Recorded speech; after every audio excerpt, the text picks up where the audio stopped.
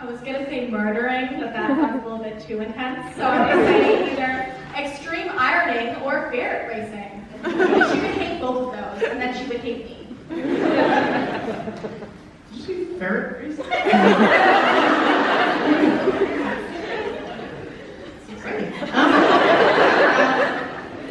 My main partner is a girl who was human, who was raised in fairy. So, you know, I could take her to some nice human things. Our milkshake. You know, take her to a museum, and then in the evening she could murder all my enemies. That escalated very quickly. I have a couple main characters in Contagion, but for the sake of this question, I'm going to talk about Thea, who is like an aspiring scientist, who wants to work in STEM, and she like doesn't take days off. So I have a feeling I would just be following her to the library, and while she researches or works, I would just try to get through some of my massive TBR stack. If you could like me, it's like ready to drown you. So that's what we would be doing. Well, you would take her to dinner or anything. No, hey, she's got to work hard. My main character, Annabelle, is an artist, so I think we would go to a museum. I would take her to Isabella Stewart Gardner Museum, because that's my favorite. And then we both love almond joy ice cream, so we would go out to the hot percent. Hey Boston, I'm so excited to be back because I'm from here. My book is actually set just down the road from here. My character is a freshman at MIT. And so we would go take a dance class at the dance complex in Central Square. You guys haven't gone, they're amazing. And then we would go get soup dumplings at Taiwan Cafe in Chinatown. Take me with you. Soup dumplings are my favorite. My main character, Camille, controls beauty in my world, so she's always working. So I would give her a break and probably feed her like all kinds of sweets and chocolate and sort of restore her after all the work she has to do. Hey everyone, I wrote Horse of a Thousand Lanterns. My main character is Shifeng, who's an evil empress. And she is not like the way that I wrote her, she let me know. So she would probably want to see me suffer. We go to Disney World, which she knows I like, but she also knows that I don't like roller coasters, so she'd make me go on Space Mountain like 5 times.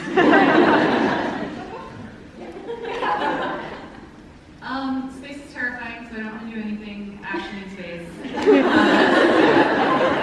My main character, Stella, reads a lot, and I do just read books, because what else are you going to do in space? A lot of time and everything to do. Hey guys, happy to be in the hometown, and you know, let's hang out after.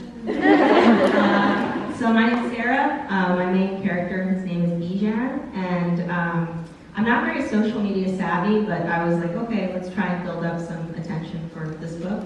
So I literally did spend days with this cardboard cutout of Bijan, and like take photos with him. I mean, like, this is us kayaking. This is us at the drive-in theater. This is us at the beach. Don't forget to pre-order. So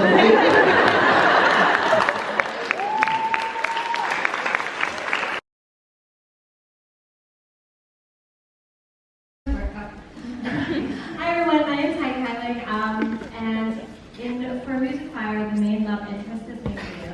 He is a violinist and he owns a faded burlesque theater, courtesy of his dead mother. And so on a day off, he and I would probably go to a show because he would know where all the festivals were. So the love interest in Everless Land is a huge nerd and the resident Ravenclaw, so I think we would go on a bookstore tour in the city. Hi. So the love interest in Memories Not Coming is Michael. The story takes place in Southeast Washington, D.C.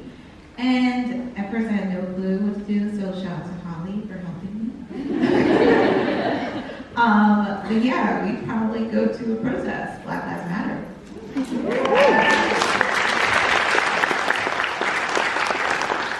that's awesome. So the main love interest in The Rising Gold is Deimos, and he helps Eros get dressed a lot because Eros has no idea what he's doing, and Deimos, being the handsome prince he is, knows exactly what he's doing with clothes. So obviously we're going to go shopping, and I'm going to teach him about menswear here, and he's going to teach me about menswear from Safa, and it's going to be great. We're just going to have fun over menswear. JJ. The main love interest of my book is the Gotham King. And he's kind of pretentious, so he would probably want to go to like a museum or something, but I think I would drag him to a Beyonce concert. Blow his mind. I'm Adib. I don't really have a main love interest. Darius is really in love with his family though, and so I was hanging out with them and I would just eat my way through as much of Yaz as I could. I'm Adrian. My character's main love interest is named Michaela. I think that we would go register people to vote for the midterm elections on November 2nd.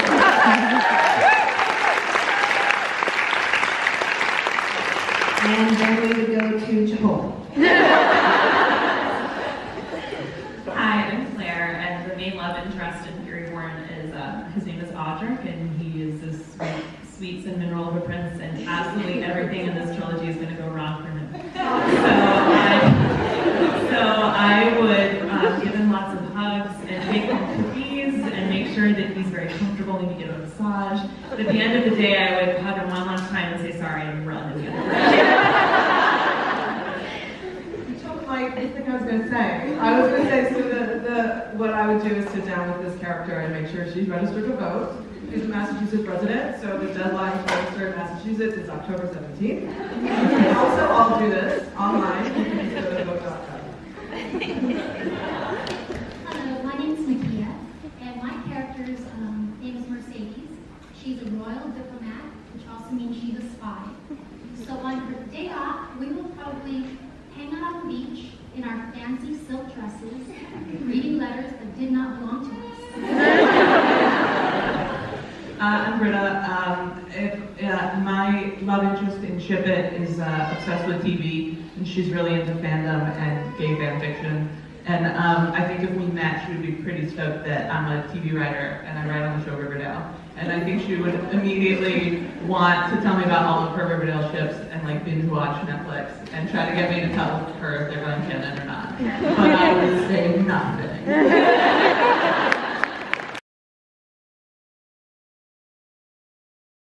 This dude. Start off, Mark. This is a mistake. So if you've read Amber's Gift, you know that it's designed so that there's actually not a villain, because the villain is racism. So if I was going to start the day with racism, I think we would wake up.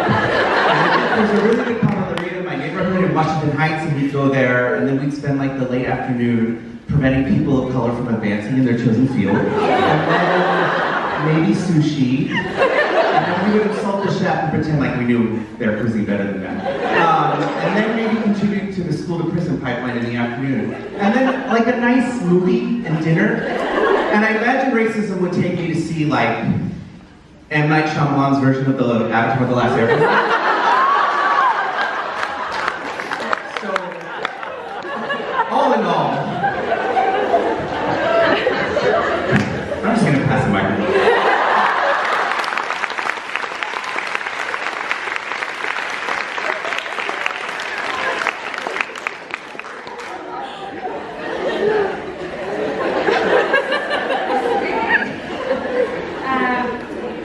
Let's see here, I have to reverse now.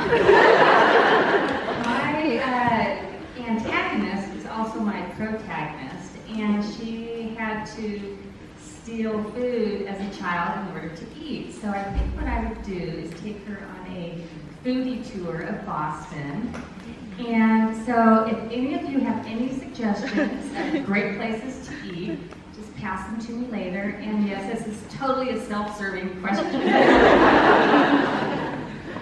Hi, I'm Lydia, and I would say the antagonist in all of this is true is Fatima Rowe, the author, and I would demand on day off a closet tour of her wardrobe, because there's Halston in there, and Chanel and Dior, and I'm trying them all on, and we are dressing up and wearing all that stuff all around town, and then we're going to meet up with Arvin and Scott and finish those off with shoes, and then we're going to meet some teens and talk to them. Hey, I'm Riley. The antagonist in my book is a viciously critical Pulitzer Prize winning author. I don't know what it is with the evil authors. Anyway, so my protagonist becomes obsessed with gaining her approval. Anyway, I think what we would probably do is just sit in a dimly lit room and write for 9 hours straight. So basically my average Friday night. Hey, I'm Kim.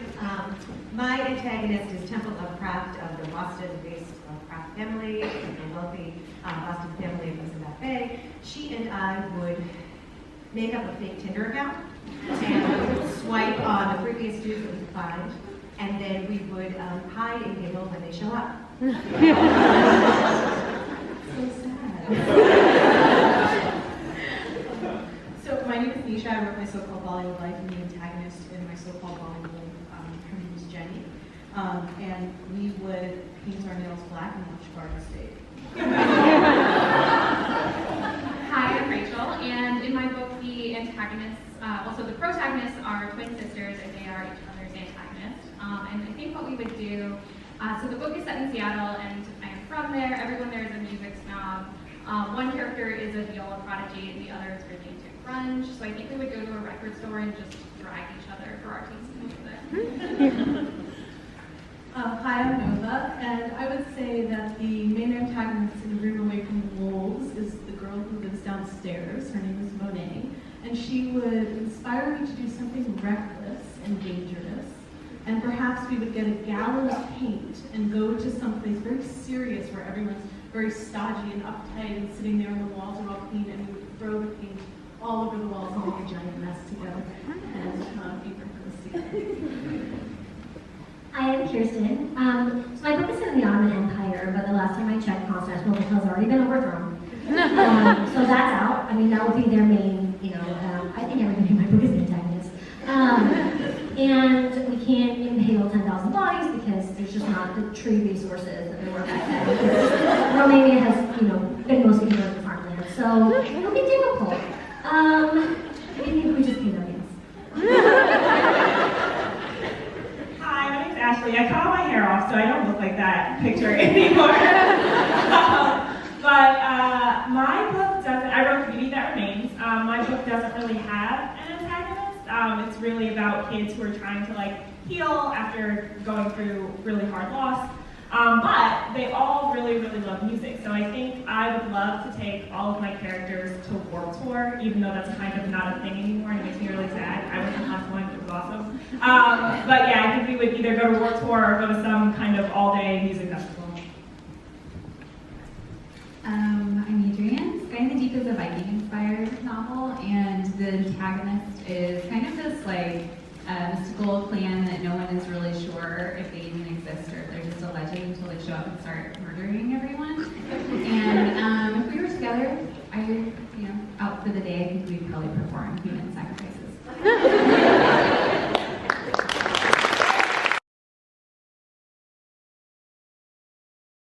The writer, associate editor at Disney Hyperion, and the founder and fundraising chair of People of Color in Publishing, a grassroots organization dedicated to supporting, empowering, and uplifting racially and ethnically marginalized members of book publishing. She's also a contributor to Publishing Crawl, as well as a tea enthusiast who hails from Fort Worth, Texas, but now lives in New York City. And so then we've got our panelists, starting with Sasha Alsberg, who is the #1 New York Times bestselling co-author of Zenith, the first book in the Andromeda saga. When Sasha is not writing or obsessing over Scotland, she is making YouTube videos on her channel, A Booktopia. Yeah, that. Y'all know. And studying history at university. She lives in Massachusetts with her 2 dogs. They're really cute if you don't follow her on Twitter.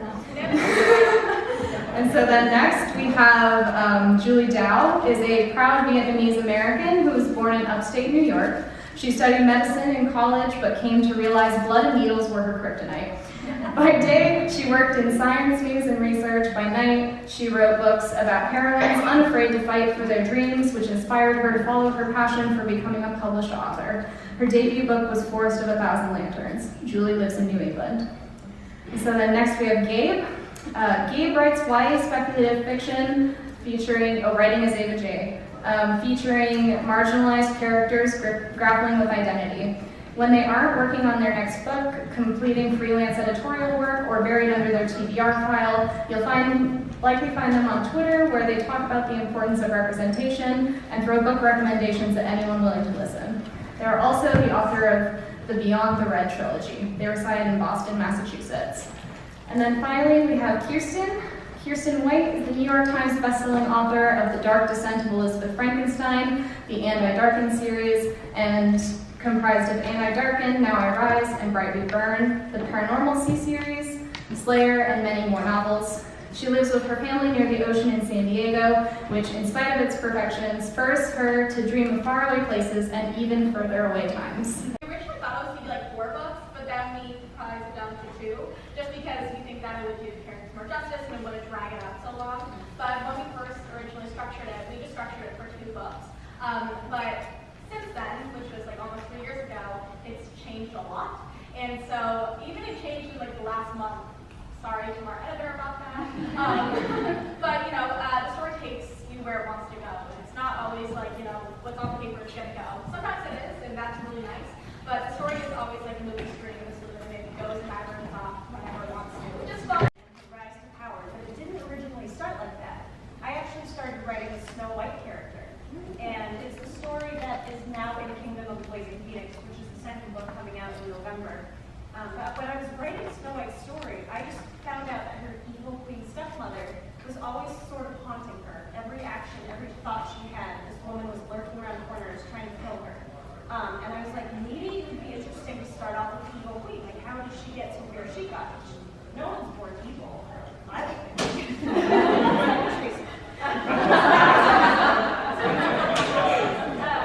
So I always had it intended as a duology, having 2 halves of the same story, 2 women's perspectives, and it's always started as 2 different standalones. I've always wanted them to be able to be read separately, but more completely when you read both of them. So I'm gay. Wild Card, which just came out, is, I'm assuming, going to answer it. You can better answer it. You've read our books. You know we're scary. And then the trilogy, I feel like the first book, you establish the characters and what they want, and at the end of the book, you give it to them, and book 2 is all about, oh no, I didn't actually want this. This is the worst thing. No, that was worse than clear. I was like, I can't handle my life. And then book 3 is your characters having gone through books 1 and 2, finally know what they actually want, and book 3 is about them going for that. That's just my personal feeling about trilogies. So I do always want them to feel like a satisfying, complete story, especially book 1, because the sad truth of trilogy is more people will read your book 1 than any other books. Your readership drops with each sequential book. It really hurts our feelings. And Bright We Burn is so good. You guys should read it. That's my last book in my trilogy.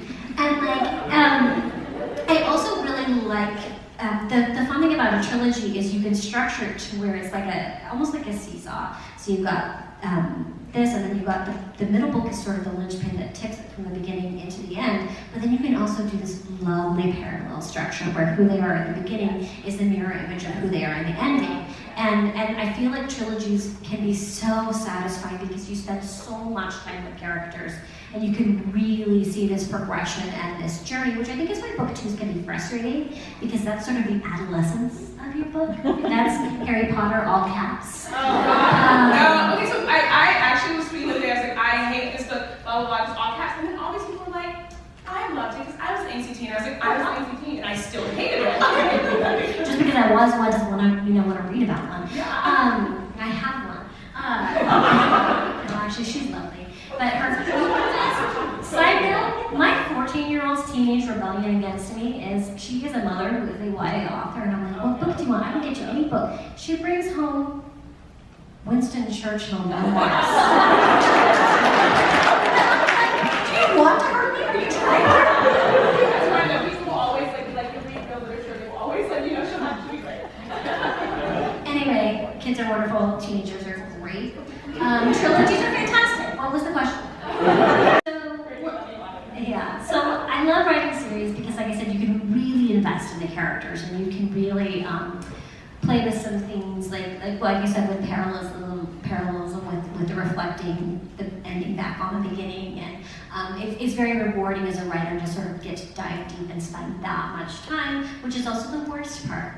Because by the time I get to the end of a trilogy and I've spent years with these characters, I'm like, I hate all of them. I never want to think about you again. I never want to see your stupid face, even though I can't actually see your face, and I don't actually see faces when I'm writing, I just see words, so I don't know what you look like, but I don't want to know what you look like. And so by the end I'm just like really sick of it. But then fortunately you have that buffer of years, so by the time it's actually released, you're like, oh my baby!